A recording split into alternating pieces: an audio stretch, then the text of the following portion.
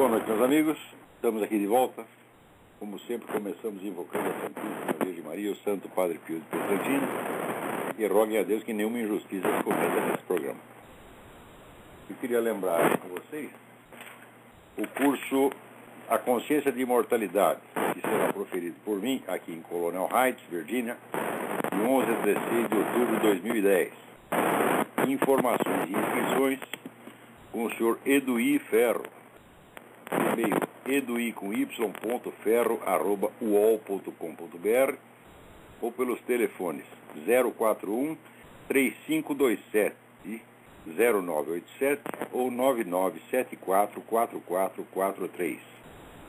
Também lembrar que visitem os nossos sites www.seminariodefilosofia.org, www.olavdecarvalho.org e o www.interamerican.org. E também nossa entidade irmã, o www.institutoolavdecarvalho.com, não é .org. E o mídiasemmascara.com.br. Então, eu recebo aqui um comunicado que foi posto a circular pelo grupo Guararapes, uma coisa muito séria. Ele diz que a mensagem veio de um engenheiro expert em softwares. Diz o seguinte: manipulação do sistema de votação, software da urna eletrônica em desenvolvimento ultra secreto nos laboratórios de tecnologia de informação TI do governo visa a adulteração do resultado do pleito de outubro de 2010, de modo a garantir a eleição de uma determinada candidata. Imaginem quem é. Eu não sei se a notícia é verdadeira, eu não sei se procede, mas eu sei que tem que averiguar. Mas diz o seguinte: a situação se agrava muito pelo fato de que este fato por si já é um escândalo. Quer dizer, o TSE, Tribunal Superior Eleitoral, tá certo, não permite que os partidos políticos tenham acesso aos softwares que rodam na urna eletrônica ou que são usados na totalização. Em parte é preparado, gente, pela Agência Brasileira de Informações. Como é que pode um treco desse? Quer dizer, você tem um órgão do governo, né, em vez de ser uma entidade totalmente independente, apartidária, ou bipartidária, ou pluripartidária, tá certo? Não, é tudo negócio no governo. E hoje você sabe que o governo está reduzido ao PT, é o chamado Partido-Estado. É o velho projeto leninista, quer dizer, o partido engloba o Estado. O Estado é um órgão do partido. Isso já está montado no Brasil, já está funcionando. Então, a esta altura, né, os softwares serem preparados por uma agência do governo é uma coisa dizer que é preparado pelo PT. Então o pessoal às vezes vem com essas coisas, não, mas as pesquisas estão assinalando aí, ó, vantagem para esse, vantagem para aquele. Ora, as pesquisas no Brasil não querem dizer absolutamente nada. Elas só querem dizer de um ponto de vista publicitário, pela seguinte razão. Nos anos 60, 70 foi feita uma pesquisa imensa na Alemanha. Essa é a melhor pesquisa eleitoral, acho que da história humana. Porque havia uma eleição na época e todo mundo dizia que o Partido Social Democrata estava ganhando. E a própria técnica, a própria estudante, chama Elisabeth Noel, não sei do que, esqueci o nome alemão complicado, ela mesmo que tinha anunciado a vitória do Partido Social Democrata, quando foi 5 minutos antes de sair o resultado, eles tinham botado um placar, tá certo? E fizeram, então, vamos dizer, umas perguntas, uma entrevista de última hora, né? E ela mesmo, que tinha previsto a vitória do social-democrata, ela disse, vai ganhar a democracia cristã. Daí todo mundo caiu de costas, falou, pô, mas você disse que era o outro. Daí ela disse o seguinte, bom, eu disse que era o outro, mas é o seguinte, eu dei uma entrevista dizendo isso, mas o editor guardou a entrevista 2 semanas na gaveta dele e publicou depois. Então quando ele publicou, o negócio já estava desatualizado, porque eu tinha observado mudanças. Ora, a mulher é muito esperta, daí pergunta, por que você diagnosticou a mudança? Olha que coisa sutil. Ela tinha acrescentado à pesquisa de intenções de voto uma série de perguntas secundárias que modificavam radicalmente o panorama. As perguntas eram o seguinte: a primeira pergunta, evidentemente, em quem você vai votar? Qual é a sua intenção de voto? Então o cara fala, social-democrata, tem os 2 grandes partidos, social-democrata ou democracia cristã. Daí ela perguntava, em quem você acha que os outros vão votar? Ou seja, quem você acha que a maioria vai votar? Terceira pergunta, você estaria disposto a ajudar o partido, por exemplo, usando um botão, grudando um plástico na janela? Quarta pergunta, se você sabe que uma pessoa vai votar no outro partido, você está disposto a ir lá conversar com essa pessoa e discutir o assunto com essa pessoa? E ela descobriu que essas 3 perguntas eram muito mais decisivas.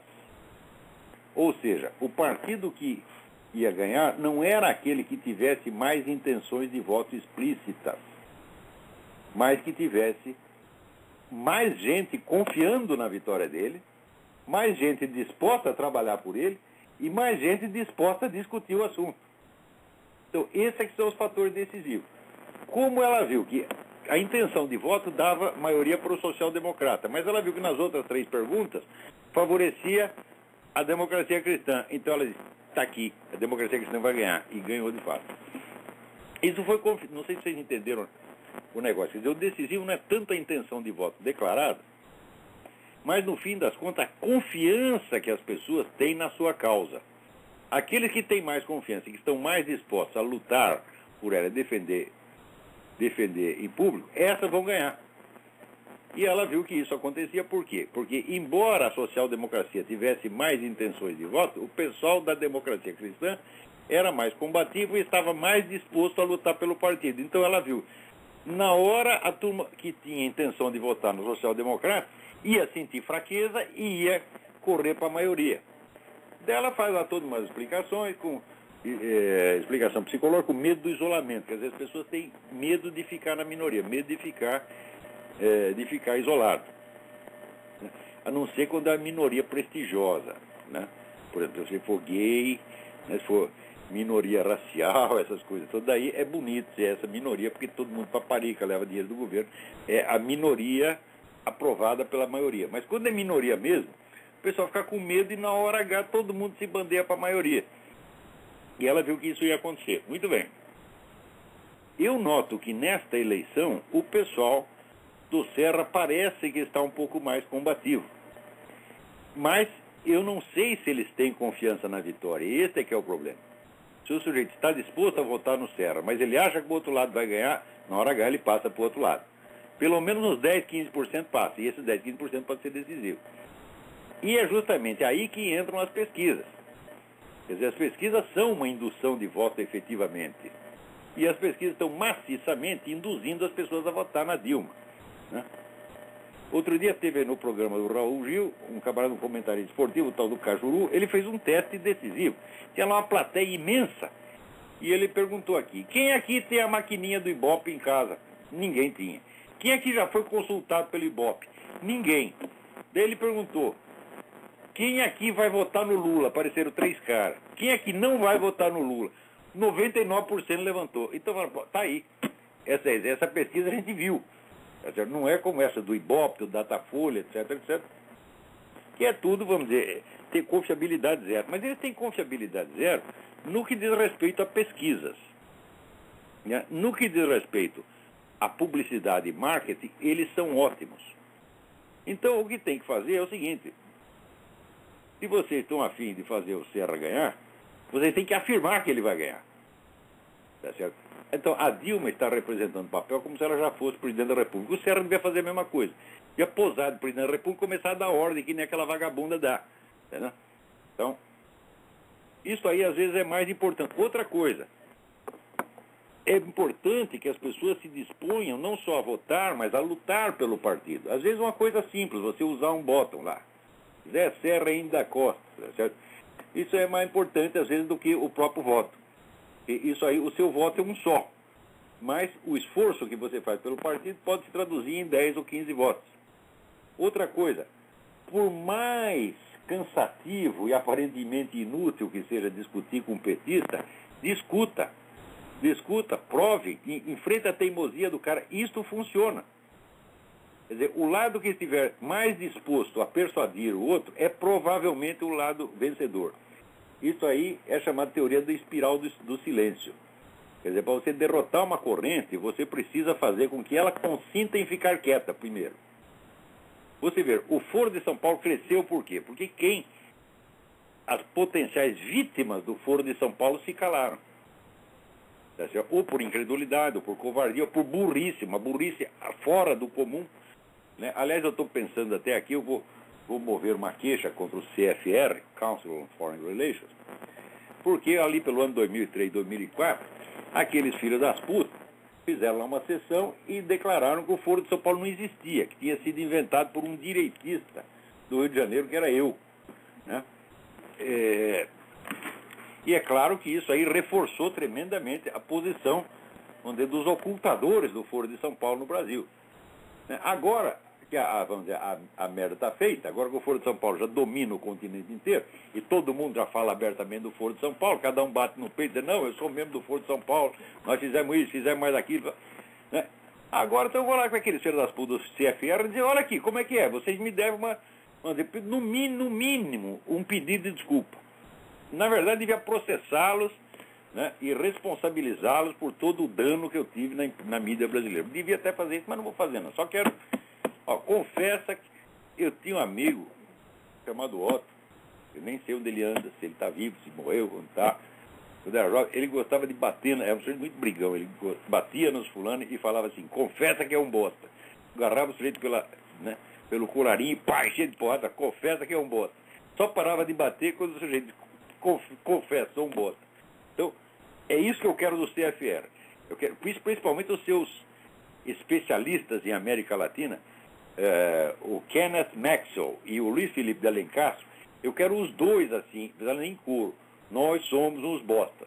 Daí eu estou satisfeito. Né? Agora, esse negócio da fraude na maquininha, isso aí é muito sério, gente. Muito sério, porque isso aí não depende de propaganda, não depende de intenção de voto, não depende de porra nenhuma. Mesmo que os votos, a intenção de voto da dona Dilma é 0,2%, chega lá a maquininha, transforma em 200% e pronto. E não se pode aceitar essa imposição do Tribunal Superior Eleitoral, superior o caralho, Tribunal Inferior Eleitoral, tá certo? Que não deixa os partidos fiscalizar o negócio. Isso é um escândalo. Isso por si mesmo é um escândalo. Quer dizer, isso aí já é motivo para uma revolução. Quer dizer, como é os partidos que concorrem não podem fiscalizar o software? O que é isso, meu Deus do céu? Quer dizer, nós somos obrigados a confiar em vocês como se vocês fossem Jesus Cristo, confiar na sua palavra, confiar na sua promessa. O que é isto? Né? Quer dizer, essa arrogância também não é simples má qualidade moral. Isso aí é tática. Né? Quer dizer, o sujeito que se arroga uma autoridade que não tem, para quê? Para que as pessoas lhe deem essa autoridade, porra. Né? Tinha história, quando eu era moleque, contava história, não sei que entrava no cinema, no teatro, e falava assim, imprensa, daí deixava ele passar. No dia seguinte, chegava de novo, imprensa, deixava ele passar. Depois de meses, um cara desconfiou e falou, mas, meu amigo, me mostra a sua carteirinha de jornalista. O cara falou, eu não tenho carteirinha de jornalista nenhuma. O senhor não é jornalista? Não. O senhor ontem fala imprensa? Pois é, eu digo para vocês imprensar, vocês não imprensam, eu entro. É exatamente assim, você está entendendo? É o famoso pé na cara. Você vai entrando, né? E, peraí, tem alguém na linha aí, quem é? Alô, quem é? Alô, professor, é o João Paulo, de Niterói. João Paulo, tudo bem? Tudo bom, professor? Tudo Por bem. falar em ir entrando, não sei se o senhor tem notícia, mas eu tenho o costume de vez em quando entrar no site do Planalto para ler o que o presidente está assinando, né? Porque ele não sabe o que ele assina. Então é bom a gente às vezes ler o que ele está assinando, né? Aham. Então tá aqui, olha, decreto número 7.271, assinado no dia 25 de agosto, agora. Então, eu vou ler aqui a ementa. Promulga acordo entre o governo da República Federativa do Brasil e o governo da Federação da Rússia para isenção de vistos de curta duração para nacionais da República Federativa do Brasil e da Federação da Rússia.